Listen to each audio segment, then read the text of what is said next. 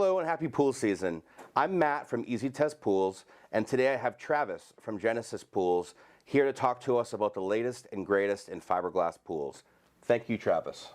Hey, happy to be here. Thanks for having me, Matt. So Travis, one thing that I'm seeing in the industry over the past couple of years is this idea of outdoor living.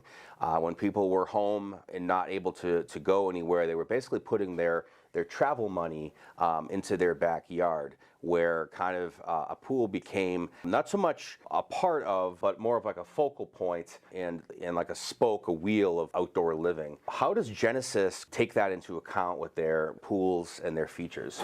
So I agree with you, Matt. I think the pool has become a gathering place, a hangout place, a place for people to come together, and less of a swimming situation. So we offer a lot of flat bottom pools with generous seating options that just allow people to come together and without treading water up to their neck, hang out and have a good time.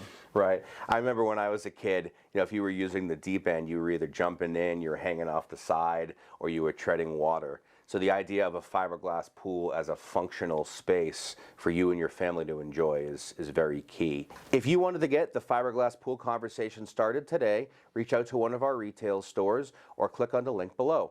Thank you for watching.